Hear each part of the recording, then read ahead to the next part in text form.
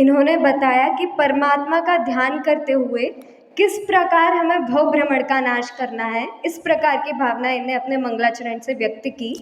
अब गोष्ठी का आरंभ करने से पहले मैं अपने अध्यापकों से निवेदन करती हूँ, अर्पिता दीदी और पूजा भाभी से कहती हूँ कि वो आएँ और अपना स्थान ग्रहण करें।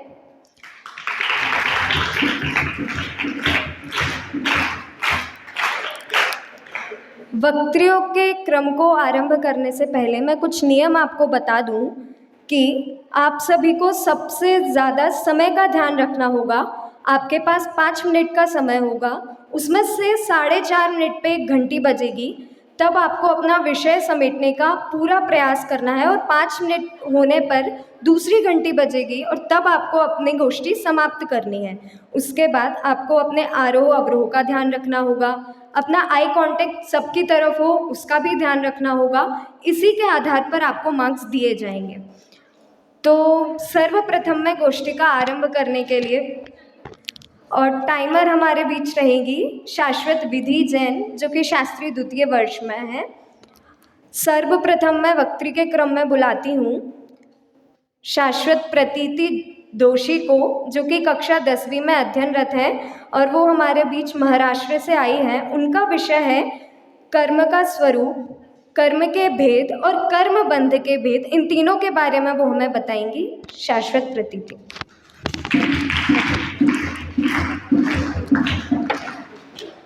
ओम नमः सिद्धेभ्या। आदरणीय निर्णायक महोदय एवं मेरी शाश्वत बहनों को मेरा सादर जय जयेंद्र। आज के इस ज्ञान गोष्ठी के अंतर्गत मेरा विषय है कर्म का स्वरूप, कर्म के भेद प्रभेद और कर्म बंध के प्रकार।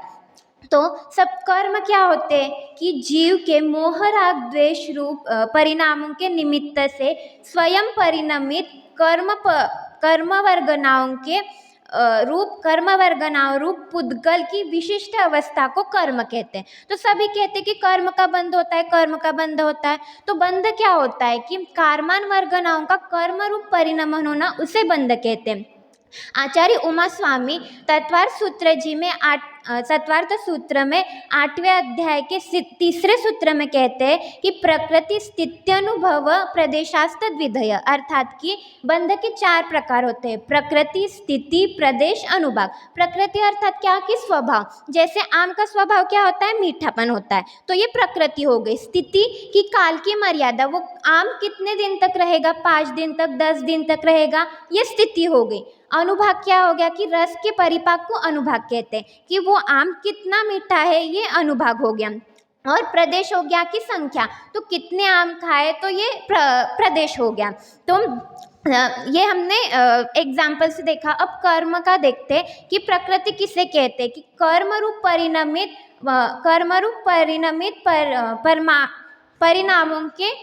परिणामों को ज्ञानावरणादि कर्मों में बंटवारा होना, उसे प्रकृति बंध कहते हैं।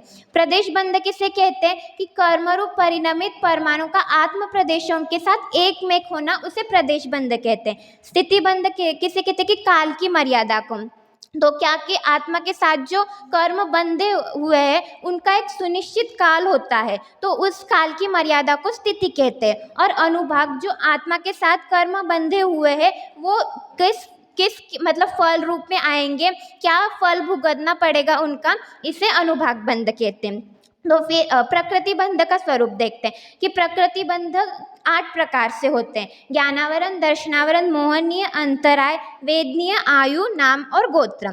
ज्ञानावरण किसे कहते हैं कि ज्ञान गुण पर आवरण आना, जैसे एग्जाम्पल क्या होता है कि मूर्ति पर ढका हुआ वस्त्र, उससे क्या हमें मूर्ति नहीं दिखती है, तो वैसे ही ज्ञान गुण पर आवरण आना, उसे ज्ञानावरण कर्म कहते हैं। दर्शनावरणीय कर्म किसे कहते हैं कि दर्शन गुण पर आवरण आना, उसे दर्शनावरणीय कर्म कहते हैं। जैसे कि द्वारपाल का एग्जाम्पल लेते हैं, कोई राजा से मिलने गया तो वहाँ सैनिक उसे रोक लेते हैं कि उसने मतलब जो मिलने गए वो बोलते कि हमारा मित्र है राजा, तो भी उससे मिलने नहीं दिया जाता है, तो ये दर्शनावरणीय का उदय हो गया उसका। फिर वे मोहनीय, जैसे कि मदिरा पीकर व्यक्ति पागल हो जाता है, तो उसी प्रकार जीव मतलब कि मोहनीय के कारण जीव पागल हो जाता है, पर द्रव्य अपनत्व करता है, उसे मोहनीय कर्म कहते हैं। अंतराय की अंतराय में खजांची का एग्जाम्पल देते हैं। जैसे कि कैशियर होता है ना, भंडारी, तो वो क्या करता है, उसके परमिशन के बिना हम पैसे नहीं ले सकते। तो उसी प्रकार दान आदि में रुकावट आना, इसे अंतराय कर्म कहते हैं। मोहनीय अंतराय। वेदनीय कर्म किसे कहते हैं कि अनुकूल प्रतिकूल संयोगों की प्राप्ति होना, उसे वेदनीय कर्म कहते हैं। जैसे शहद से लिपटी हुई तलवार, वो हमें दिख रही है कि शहद तो मीठा होता है, पर तलवार तो मतलब धार वाली, तीक्ष्ण धार वाली होती है। तो उसी प्रकार हमें अनुकूल संयोग अच्छे लगते हैं, पर वो भी दुख की प्राप्ति कराने वाले ही हैं। आयु कर्म। आयु कर्म किसे कहते हैं कि जीव इस कर्म के कारण किसी न किसी पर्याय में अवश्य ही रोका जाता है, उसे आयु कर्म कहते हैं। आयु नाम कर्म। आयु कर्म में बेड़ी का एग्जाम्पल देते हैं। नाम कर्म की जिससे शरीर आदि की भिन्न प्रकार के शरीर आदि की प्राप्ति होना, उसे नाम कर्म कहते हैं। जैसे कि चित्रकार, वो अलग अलग प्रकार के चित्र बनाता है, तो ये नाम कर्म हो गया। और अंत में गोत्र कर्म। गोत्र कर्म उसे कहते हैं कि उच्च नीच कुल की प्राप्ति होना, उसे गोत्र कर्म कहते हैं। जैसे कि कुंभकार होता है, कभी वो छोटे घड़े बनाता है, कभी बड़े घड़े बनाता है, तो उसी प्रकार उच्च नीच कुल की प्राप्ति होना, उसे गोत्र कर्म कहा जाता है। ज्ञानावर्णीय के 5 भेद होते, दर्शनावर्णीय के 9 भेद होते, मोहनीय के 28 होते, अंतराय के 5 होते, वेदनीय के 2, आयु के 4, गोत्र के 2, और वेदनीय आयु नाम के भेद अपेक्षा से 93 होते हैं और अभेद अपेक्षा से 42 होते हैं। फिर इसके बाद प्रदेश बंध किसे कहा जाता है कि एक समय में असंख्यात बार अनंत परमाणुओं का बंध होना, उसे प्रदेश बंध कहा जाता है। क्या कहा कि एक समय में, अर्थात क्या कि एक सेकंड का असंख्यातवां भाग, तो एक समय में असंख्यात बार अनंत परमाणुओं का बंध होना, उसे प्रदेश बंध कहा जाता है। स्थिति बंध का कहा, स्थिति बंध में उत्कृष्ट और जघन्य स्थिति ली। तो ज्ञानावर्णीय, दर्शनावर्णीय, अंतराय, वेदनीय की 30 कोड़ा कोड़ी सागर उत्कृष्ट स्थिति होती है। वेदनीय की 30 कोड़ा कोड़ी सागर होती है। नाम गोत्र की 20 कोड़ा कोड़ी सागर, मोहनीय की 70 कोड़ा कोड़ी सागर, और आयु की 33 सागर होती है। तो हमने देखा कि एक समय में अगर हमने जितने अनंत परमाणु बांधे, उसका एक समय का 70 कोड़ा कोड़ी सागर तक, 30 कोड़ा कोड़ी सागर तक बंध रहता है। तो हम अनादिकाल से कितना बंध करते आए, कब तक परिभ्रमण करेंगे। और जघन्य स्थिति, ज्ञानावरण, दर्शनावरण, मोहनीय, अंतराय की अंतर्मूर्त, वेदनीय की 12 मूर्त, नाम गोत्र की 8 मूर्त, और आयु की अंतर्मूर्त है।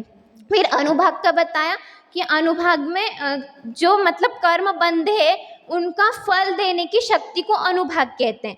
तो इसमें क्या है कि अनुभाग 2 प्रकार से फल देता है, एक स्वमुख से और एक परमुख से। तो स्वमुख से अर्थात क्या कि जैसे कि सातावेदनीय रूप कर्म प्रकृति है, तो बस सातावेदनीय रूप कर्म प्रकृति में ही उदय में आएगा, और परमुख में अन्य रूप होके कर्म उदय में आएगा, जैसे असाता साता रूप होकर उदय में आएगा। फिर ये हमने जाना कि प्रकृति, प्रदेश, स्थिति, अनुभाग, तो ये क्या है कि कर्मों का गणित है। इसे जानने से क्या लाभ होगा कि अगर हमने कर्मों के गणित को नहीं जाना, ये किसकी वजह से करते हैं हम कि योग के निमित्त से प्रकृति बंध करते, और कषाय के निमित्त से स्थिति अनुभाग करते हैं। तो अगर हम कषाय के मिथ्यात्व के कारण करते हैं, वस्तु स्वरूप के विपरीत श्रद्धान को ही मिथ्यात्व कहते हैं ना, तो फिर मिथ्यात्व के कारण हम कषाय करते हैं, कषाय के कारण हमें बंध बनता है, और बंध के कारण हमें कर्म बनते हैं। तो अगर हमें सुख प्राप्ति करनी है, हमें पता ही नहीं कि दुख किस कारण से प्राप्त हो रहा है, तो अगर कर्मों के गणित को हमने जान लिया, तो हमें ये भी पता चलेगा कि हमें इसी कारण हमें दुख की प्राप्ति हो रही है। तो सभी इसी प्रकार इस कर्मों के गणित को समझे, और कषायों का त्याग कर, अभाव कर, ये बंध का भी अभाव करे, और सभी सुख की प्राप्ति करे। इसी मंगल भावना के साथ जय जिनेंद्र।